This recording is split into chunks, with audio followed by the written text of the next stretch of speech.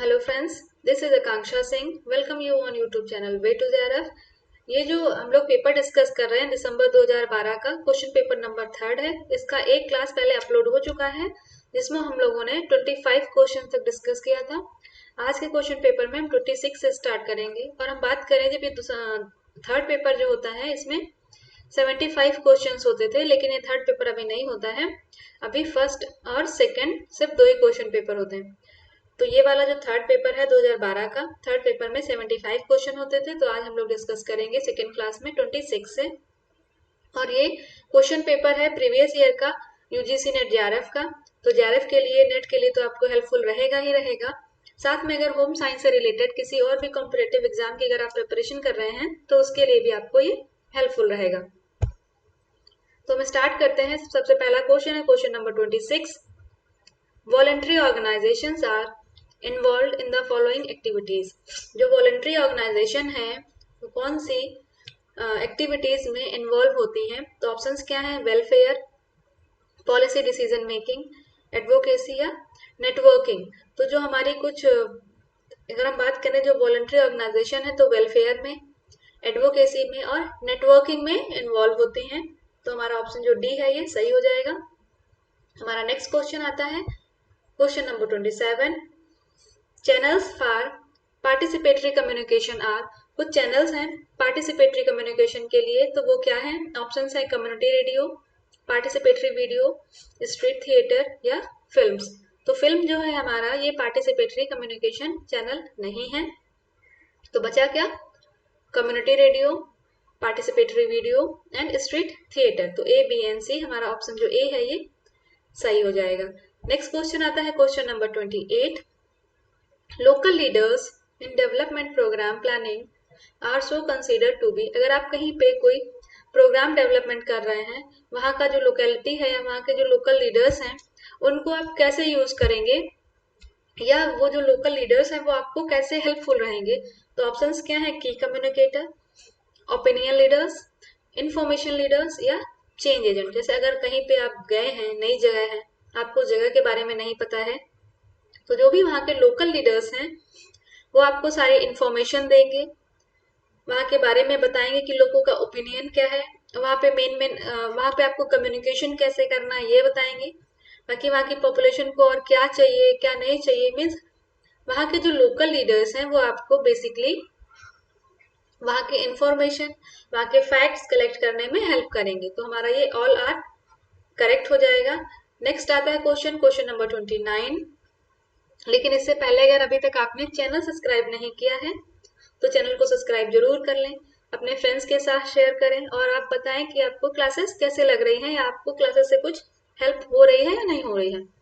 तो पहला क्वेश्चन है हमारा असर्शन और रीजन। अब bulimia nervosa is defined by little eating or reduced intake of food over a long period of time। हमने क्या पढ़ा है? बुलिमिया नर्वोसा में क्या होता है? लिटिल ईटिंग नहीं होती है। यहाँ पे ज्यादा खाना खा, जो भी पर्सन है जिसको बुलिमिया नर्वोसा का डिसऑर्डर है वो ज्यादा खाना खाता है। तो बुलिमिया नर्वोसा में जो भी पर्सन है वो खाना ज्यादा खाता है। तो जो कम खाता है उसको हम कहते हैं, क्या कहते हैं? उसको हम बुलिमिया नर्वोसा नहीं कहते हैं। तो यहाँ पे दूसरा रीजन क्या है? Little eating is used to describe the consumption of food that is much smaller than most people would eat during a similar period of time. और लिटिल ईटिंग में क्या होता है?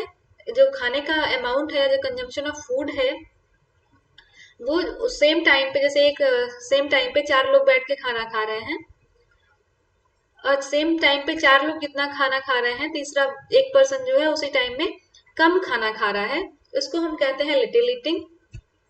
इसको हम कहते हैं एनोरेक्सिया नर्वोसा। बट जहाँ पे ज्यादा खाना खाया जाता है उसको हम कहते हैं बुलिमिया नर्वोसा। तो हमारा असर्शन तो गलत है बट रीजन हमारा ट्रू है। तो हमारा क्या हो जाएगा?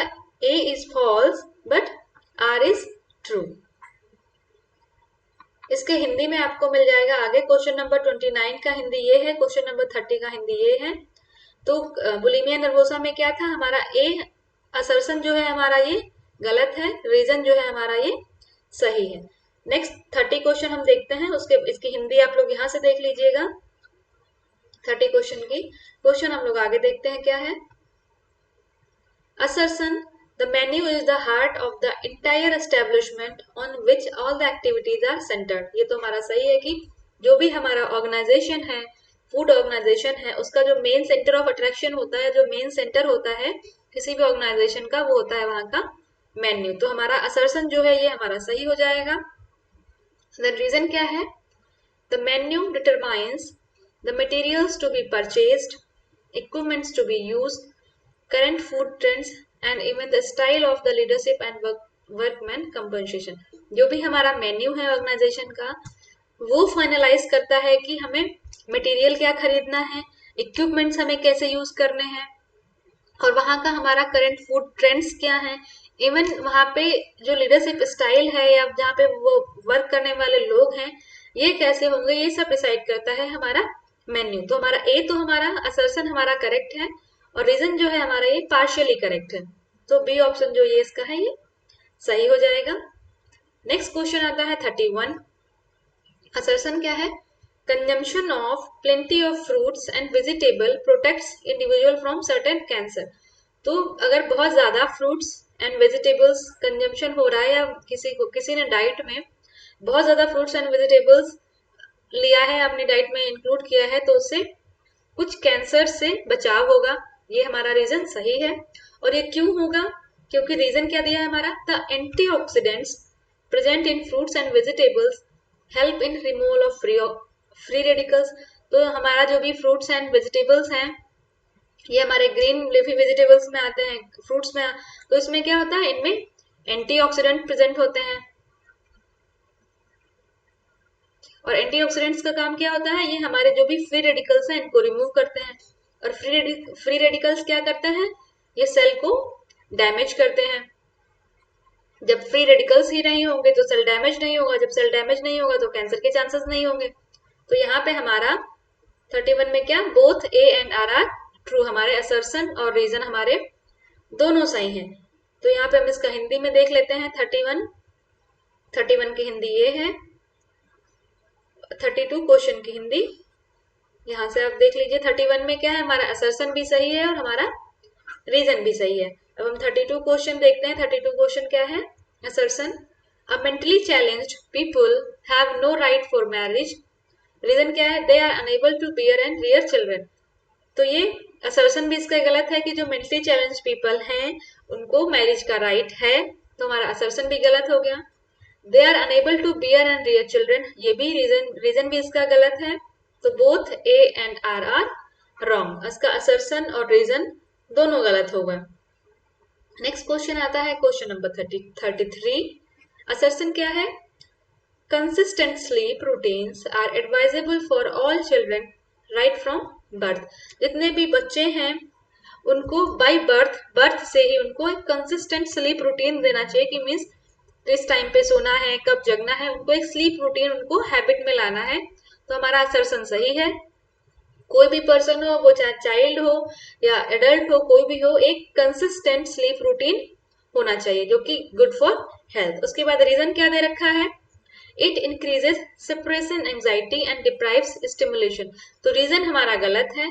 अगर बच्चा टाइम से सो रहा है तो उसमें एंजाइटी नहीं होगी और ना ही कोई स्टिमुलेशन का डिप्रीवेशन होगा, मतलब उसके ना ही कोई उसके स्टिमुलेशन दबाए जा रहे हैं और ना ही उसको कोई सेपरेशन एंजाइटी होगा। सेपरेशन एंजाइटी मीन्स कि पेरेंट्स से अलग हो रहा है, फैमिली से अलग हो रहा है, ऐसा कोई भी एंजाइटी नहीं होगी। तो हमारा असर्शन हमारा सही है, रीजन हमारा गलत है। तो A is correct, R is wrong explanation. तो हमारा सी ऑप्शन ये सही हो जाएगा। नेक्स्ट, ये 33 क्वेश्चन की हिंदी है, ये 34 क्वेश्चन की हिंदी है। 33 में क्या है, हमारा असर्शन सही है और रीजन गलत है। और हम देखते हैं 34 क्वेश्चन क्या है। Assertion, post mature babies are generally long and thin as they receive insufficient blood supply towards the end of gestation. Gestation period हमने कितना पढ़ा है? 40 वीक्स का होता है या फिर 9 months. After 9 month, post means pre means पहले, पोस्ट मेच्योर मीन्स जिसका कोई जेस्टेशन पीरियड जो 40 वीक से ज्यादा हो गया है या 9 मंथ से ज्यादा हो गया है, ऐसे बेबीज जो हैं वो जनरली उनकी हाइट ज्यादा होती है, लॉन्ग होते हैं और थिन होते हैं। असर्शन हमारा सही है कि पोस्ट मेच्योर बेबीज जो हैं उनकी हाइट ज्यादा होती है, वो लॉन्ग होते हैं और थिन होते हैं। रीजन क्या है? The aged placenta is less efficient to supply oxygen. जैसे जैसे प्लेसेंटा की एज बढ़ेगी मीन्स हमारा जो जेस्टेशन पीरियड है 9 मंथ से जब ज्यादा बढ़ेगा तो क्या होगा, जो प्लेसेंटा है ये ऑक्सीजन की सप्लाई को प्रॉपर नहीं कर पाएगा, इसमें ऑक्सीजन की सप्लाई जो है वो कम हो जाएगी। जब ऑक्सीजन की सप्लाई कम हो जाएगी तो बच्चा जो है वो लॉन्ग होगा और थिन होगा। तो हमारा रीजन भी सही है। तो हम क्या कहेंगे, हमारा both assertion and reason both are correct. Next question आता है question number 35, assertion a marker efficiency can be enhanced by pattern engineering। Reason क्या है? it divides the upward shaped pattern into two pieces। Marker efficiency क्या होती है? अगर कोई भी टेक्सटाइल इंडस्ट्री की हम बात करें तो वहां पे जब भी कोई कपड़ा बनाया जा रहा है, कोई गारमेंट बनाया जा रहा है, लार्ज स्केल पे बनाया जा रहा है, तो उस गारमेंट के कुछ पैटर्न्स बना लिए जाते हैं। जैसे कुछ फ्रॉक बनानी है तो उसका फ्रंट बॉडी पार्ट बना लेंगे, बैक बॉडी पार्ट बना लेंगे। मीन्स यहाँ पे ऐसे कुछ जो हमारे पैटर्न्स हैं उन पैटर्न को बना लेते हैं। उसके बाद जो भी हमारा कपड़ा है उस कपड़े पे हम पैटर्न को सीक्वेंस में लगा देते हैं, जिससे क्या होता है, क्लॉथ जो कपड़ा है उसकी वेस्टेज कम होती है और जो हमारा गारमेंट बनाना है या जो हमारा वर्क प्रोसेस है वो इम्प्रूव हो जाता है। तो हमारा असर्शन और रीजन दोनों सही है, both A and R correct. Next question है 35 का हिंदी में दिया है, तो हिंदी में आप यहाँ से देख लीजिएगा। क्वेश्चन नंबर 36 ये हिंदी में दिया है, इसको भी आप यहाँ से देख लीजिएगा।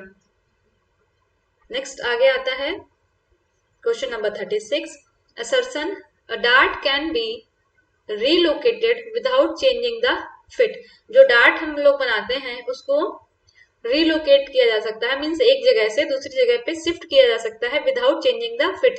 जो भी हमारा कपड़ा है, जो भी हमारा गारमेंट था, उसमें हमको डार्ट अगर ऐसे लॉन्गिट्यूडनल डालना था, हम लॉन्गिट्यूडनल में ना करके अगर हम उसको ऐसे डायगोनल में कर रहे हैं या हमने इसको कहीं और भी डायरेक्शन में शिफ्ट कर दिया है, मीन्स डार्ट को हमने किसी और पोजीशन पे रिलोकेट कर दिया है, शिफ्ट कर दिया है, बट उससे हमारे गारमेंट की फिट जो है, जो फिटिंग है वो चेंज नहीं होती है। तो हमारा असर्शन जो है ये सही हो जाएगा।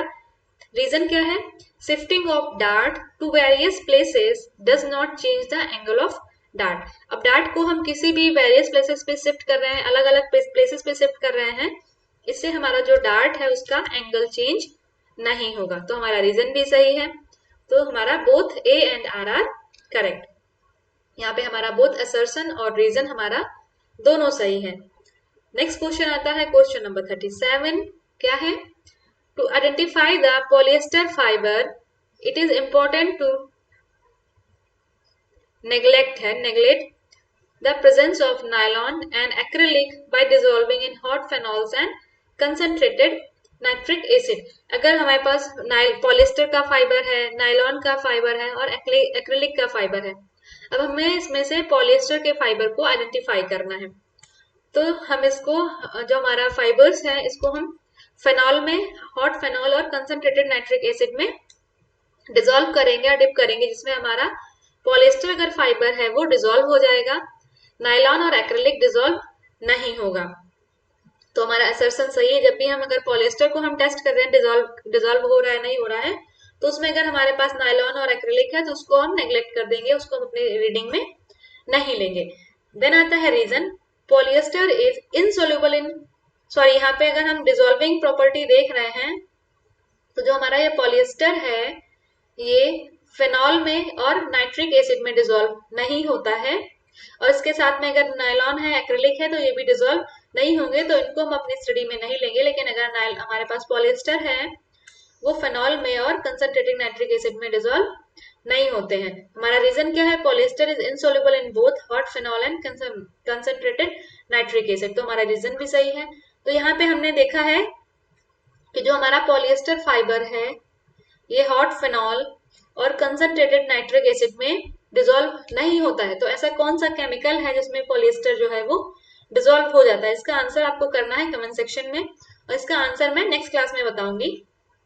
तो आपको बताना है कि जो पॉलिएस्टर है, पॉलिएस्टर का फाइबर है, वो कौन से केमिकल में डिजोल्व हो जाता है। तो यहाँ पे हमारा असर्शन और रीजन हमारे दोनों सही हैं, तो हमारा ऑप्शन नंबर सी जो है ये सही हो जाएगा। यहाँ पे 37 इसका हिंदी और 38 क्वेश्चन इसका हिंदी ये है। नेक्स्ट क्वेश्चन आता है question number 38। assertion motion against gravity are slower than those with gravity। कोई भी मोशन अगर ग्रेविटी के अगेंस्ट हो रहा है तो वो स्लोअर होगा, और अगर वो ग्रेविटी के साथ हो रहा है तो फास्टर होगा। तो ये हमारा असर्शन जो है ये सही है।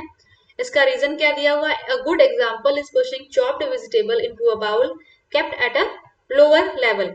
मीन्स हमने अगर वेजिटेबल्स कट किया है, हमने इसको नीचे एक बाउल रखा है, उसमें ऊपर से हम वेजिटेबल्स गिराएंगे तो वो जल्दी बाउल में पहुंच जाएंगे। इन कंपेरिजन हम उनको ऊपर उछालते हैं तो उनमें टाइम लगेगा। तो यही है कि असर्शन हमारा दे रहा है कि कोई भी मोशन अगर ग्रेविटी के अगेंस्ट हो रहा है तो वो स्लोअर होगा, तो हमारा असर्शन सही है। रीजन हमें दे रहा है कि चॉप्ड वेजिटेबल को जब हम बाउल में नीचे रखते हैं तो इसका गुड एग्जांपल है। तो असर्शन और रीजन हमारा दोनों सही है, तो 38 का हमारा डी ऑप्शन सही हो जाएगा। नेक्स्ट क्वेश्चन आता है क्वेश्चन नंबर 39। असर्शन क्या है? Ergonomics is also referred as human factor. तो हमारा ये असर्शन हमारा सही है। एर्गोनॉमिक्स को हम ह्यूमन फैक्टर की तरह हम रेफर कर सकते हैं। कि उसके बाद रीजन क्या है? The focus of the study is on work fatigue. तो ये हमारा रीजन गलत है। जब भी हम एर्गोनॉमिक्स की बात करते हैं तो एर्गोनॉमिक्स बात करता है प्रोडक्टिविटी पे।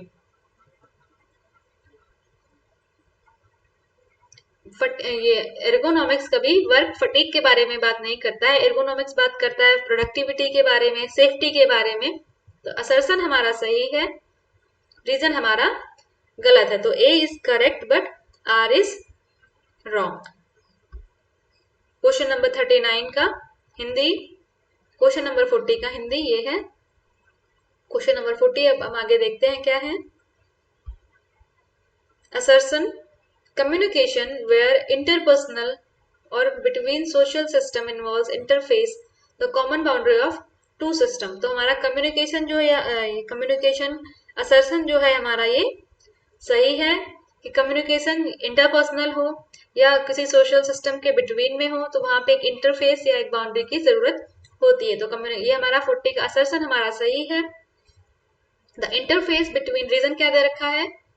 The interface between families and other system remains the same irrespective of their income। तो हमारा रीजन जो है ये हमारा गलत है। तो A is correct but R is wrong. तो हमारा A ऑप्शन सही हो जाएगा। नेक्स्ट आता है question number 41। Assertion mass communication is not appropriate for participatory communication. अगर हम बात करें कि जो मास कम्युनिकेशन है तो ये हमारा पार्टिसिपेटरी कम्युनिकेशन के लिए अप्रोप्रिएट नहीं है, तो ये हमारा सही है। मास कम्युनिकेशन किसके लिए यूज होता है? किसी अवेयरनेस के लिए यूज होता है, या हमें कोई लार्ज पॉपुलेशन में कोई मैसेज देना है उसके लिए मास कम्युनिकेशन यूज होता है हमारा। उसके बाद रीजन क्या आता है? Mass communication is largely monologue, means mass communication एक जैसा होता है। तो ये हमारा रीजन भी इसका सही है। तो इसका both assertion and reason are correct कि मास कम्युनिकेशन जो है वो हमारा पार्टिसिपेटरी कम्युनिकेशन के लिए यूज नहीं होता है और मास कम्युनिकेशन जो है वो एक जैसा होता है। नेक्स्ट क्वेश्चन हमारा आता है क्वेश्चन नंबर 41। 41 हो गया, इसका 41 की हिंदी ये है। क्वेश्चन नंबर 42 की हिंदी ये है।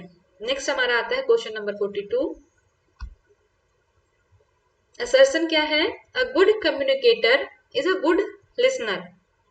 जो गुड कम्युनिकेटर है वो एक अच्छा लिसनर भी है, तो हमारा असर्शन सही है। रीजन क्या है? Communication is a cyclic process, क्योंकि कम्युनिकेशन हमारा एक साइक्लिक प्रोसेस है, तो हमारा रीजन भी सही है। तो हमारा यहाँ पे क्या हो जाएगा 42 में? बोथ हमारा असर्शन और रीजन दोनों सही है, क्योंकि जो गुड कम्युनिकेटर है, जो अच्छा कम्युनिकेट करने वाला पर्सन है, वो एक अच्छा लिसनर भी है, और कम्युनिकेशन जो है एक साइक्लिक प्रोसेस है। नेक्स्ट आता है हमारा क्वेश्चन नंबर 43। असर्शन क्या है? A need assessment is carried out to identify the gap between the present and the desired situation। Need assessment क्या है? मीन्स हमारे पास प्रेजेंट में क्या चीजें अवेलेबल हैं, प्रेजेंट में हमारे पास क्या अवेलेबल है और फ्यूचर में हमको क्या चाहिए, हमारी डिजायर क्या है, इन दोनों के बीच का जो गैप है इसको हम बोलते हैं नीड असेसमेंट। तो हमारा असर्शन जो है ये हमारा सही है। उसके बाद रीजन क्या है, objective of programme planning are based on need assessment. और जो भी हमारा प्रोग्राम को, अगर हम कोई प्रोग्राम प्लान कर रहे हैं तो किसी भी प्रोग्राम का ऑब्जेक्टिव हमारा किस पे बेस्ड होता है। अब हम कोई प्रोग्राम बना रहे हैं तो सिंपल सी बात है, जिस चीज की हमको जरूरत है उसके लिए हम प्रोग्राम बनाएंगे। तो हमारा ऑब्जेक्टिव्स जो है प्रोग्राम के वो नीड असेसमेंट पे बेस होते हैं। तो हमारा रीजन भी सही है, तो इसका सी ऑप्शन सही हो जाएगा। Both assertion and reason are correct. तो 43 का हिंदी ये है, इसमें क्या हमारा असर्शन और रीजन दोनों सही है। नेक्स्ट क्वेश्चन आता है question number 44। Arrange in the right sequence the step taken in planning a physical facility for food service unit. कोई भी हमको अगर फूड सर्विस यूनिट या कोई फूड ऑर्गेनाइजेशन को प्लान कर रहे हैं या उसको हमें सेटअप करना है, तो उसके लिए क्या होगा, सबसे पहले किसी चीज को हमें सेटअप करना है तो उसके लिए हम क्या एक लैंडस्केप देखेंगे या उसके लिए हम कोई प्रॉपर्टी देखेंगे, तो उसको हम क्या कहते हैं, उसको हम कहते हैं प्रोस्पेक्टस। हम ठीक है, उसको हम कहते हैं प्रोस्पेक्टस। अब प्रोस्पेक्टस मतलब पहले हमारा डी आ जाएगा। अब हमने प्रोस्पेक्टस देख लिया, उसके बाद हमें फूड सर्विस यूनिट बनानी है तो उसके लिए हमें एक टीम चाहिए होगी, तो हमारा हो जाएगा टीम प्लानिंग। अब टीम प्लानिंग हो गया, टीम प्लानिंग के बाद हम जो भी ये फूड सर्विस यूनिट बना रहे हैं उसके बारे में अच्छे से स्टडी करना होगा कि प्रेजेंट में क्या फूड ट्रेंड्स चल रहे हैं, इन फ्यूचर क्या फूड ट्रेंड्स आ सकते हैं। तो हमें क्या चाहिए, एक फिजिबल स्टडी होनी चाहिए हमारे पास। स्टडी करने के बाद हम मेन्यू डिसाइड करेंगे कि मेन्यू एनालिसिस करेंगे। उसके बाद क्या करेंगे, आर्किटेक्चरल फीचर मेन्यू के अकॉर्डिंग, मतलब अगर फुल मील है तो उसके लिए हमें प्रॉपर सिटिंग स्पेस चाहिए, या कुछ बुफेट टाइप हम प्लान कर रहे हैं तो उसके लिए हमें बहुत ज्यादा सिटिंग स्पेस नहीं चाहिए। और लास्ट में हमें क्या चाहिए, बजट। तो हमारा ऑप्शन जो सी है ये सही हो जाएगा। नेक्स्ट क्वेश्चन आता है question number 45। Arrange in the correct sequence the symptom of diabetes as they appear with the advancement of disease. Diabetes में क्या होता है, ब्लड में शुगर का लेवल बढ़ जाता है। अब शुगर का लेवल बढ़ जाता है तो उसको हम बोलते हैं ग्लूकोज। ग्लूकोज को क्या हम बोलते हैं, जब बढ़ जाता है हाइपर ग्लाइसीमिया, मतलब ग्लूकोज का लेवल जो है ब्लड में वो बढ़ रहा है, तो हाइपर ग्लाइसीमिया सबसे पहले ए। अब हाइपर ग्लाइसीमिया अगर हो गया है तो फिर क्या होगा, ग्लाइकोसूरिया होगा, मीन्स यूरिन में ग्लूकोज आएगा तो ग्लाइकोसूरिया। अब यूरिन में ग्लूकोज आएगा और डायबिटीज में क्या होता है, पॉलीयूरिया होता है, बार बार यूरिन आता है तो हो जाएगा यूरिन। अब पॉलीयूरिया है मीन्स बार बार यूरिन जा रहे हैं पर्सन जिसको भी डायबिटीज है, बार बार यूरिन हो रहा है, तो क्या होगा, डिहाइड्रेशन हो जाएगा, डिहाइड्रेशन हो जाएगा। उसके बाद होता है कीटोसिस और लास्ट स्टेज होती है डायबिटिक कोमा। तो हमारा ये ऑप्शन नंबर जो बी है ये सही हो जाएगा। नेक्स्ट हमारा आता है question number 46। Arrange the following fatty acid in the sequence with increasing degree of unsaturation. Means हमारे पास जो फैटी एसिड्स हैं इनको डिग्री ऑफ अनसेचुरेशन के अकॉर्डिंग इनको इंक्रीजिंग ऑर्डर में अरेंज करना है। अब अनसेचुरेशन के अकॉर्डिंग इनको इंक्रीजिंग ऑर्डर में अरेंज करना है तो क्या हो जाएगा, सबसे पहले आएगा हमारा ओलिक एसिड, उसके बाद आएगा लिनोलेइक एसिड, फिर आएगा गामा लिनोलेइक एसिड, उसके बाद आता है आर्चिडोनिक एसिड, फिर आता है इकोसा पेंटेनोइक एसिड। तो हमारा ऑप्शन जो बी है ये सही हो जाएगा। नेक्स्ट क्वेश्चन आता है question number 47। Arrange the following in order of establishment in correct sequence. तो आईसीडीएस कब स्टेब्लिश हुआ था, 1975 में। उसके बाद सेंट्रल सोशल वेलफेयर बोर्ड कब स्टेब्लिश हुआ, 1953 में।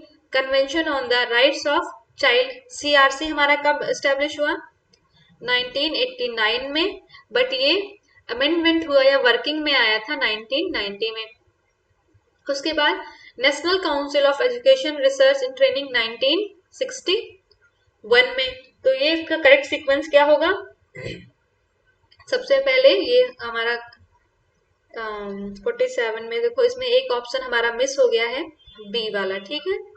अगर हम बात करें 47 का बी ऑप्शन मिस हो गया है, तो सबसे पहले देखो हमें क्या बताना है, arrange following in order establishment in correct sequence. तो सबसे पहले क्या एस्टेब्लिश हुआ, सेंट्रल सोशल वेलफेयर बोर्ड 1953 हमारा सेकेंड ऑप्शन हो गया।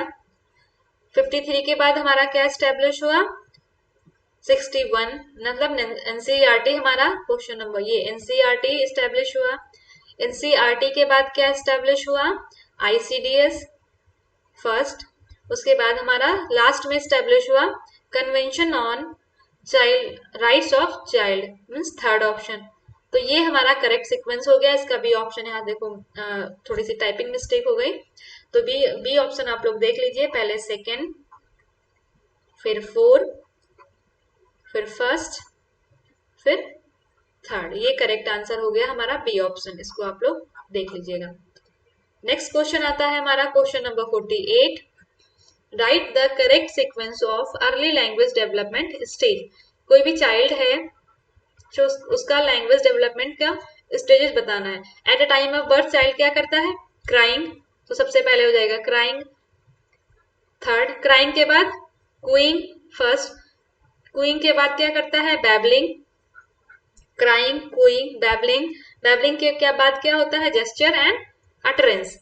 देखो क्राइंग मीन्स रोना, क्यूइंग मीन्स एक वर्ड में कुछ भी, जो छोटे बच्चे को देखो वो कुछ भी ऊ आ कुछ भी बोलने लगते हैं। उसके बाद बैबलिंग, कुछ वर्ड्स और बोलना।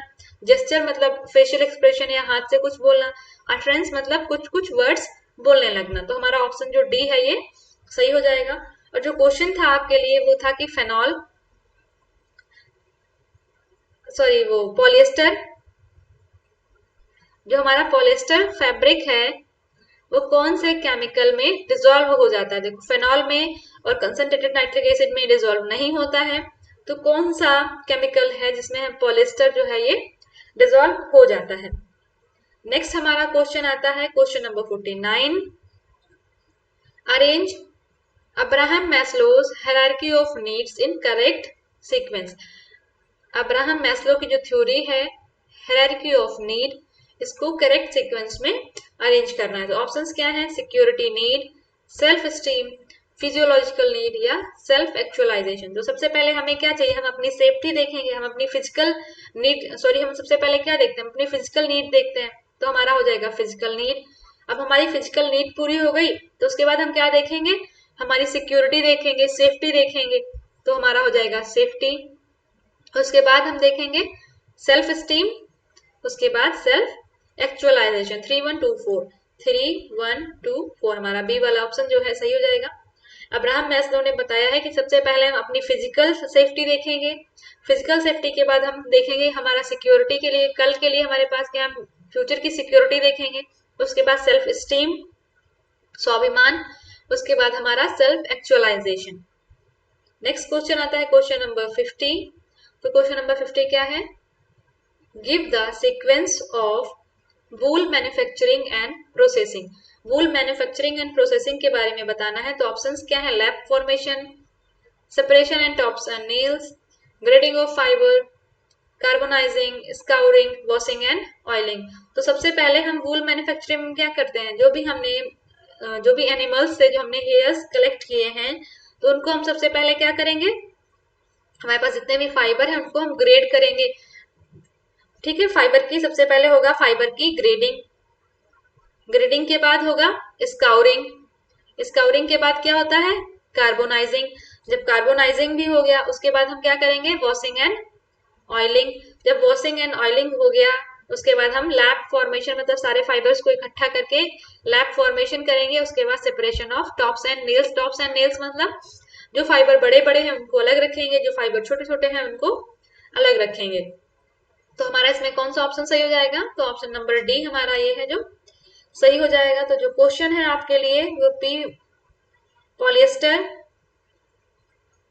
कौन से केमिकल में डिसॉल्व हो जाता है, ये आपको आंसर करना है कि पॉलिएस्टर कौन से केमिकल में डिसॉल्व हो जाता है। तो आज हम लोग डिस्कस करे हैं 50 तक क्वेश्चन। नेक्स्ट क्लास में हम लोग 51 से डिस्कस करेंगे। तो ये सेकेंड क्लास थी जिसमें हम लोगों ने दिसंबर 2012 का थर्ड पेपर हम लोग इसमें डिस्कस कर रहे हैं। और अगर क्लास आपको अच्छी लगी है तो कमेंट सेक्शन कर कमेंट में जरूर बताइए और अपने फ्रेंड्स के साथ ज़्यादा से ज़्यादा शेयर करिए। मिलते हैं नेक्स्ट वीडियो में, तब तक के लिए wish you all the very best, good luck, bye.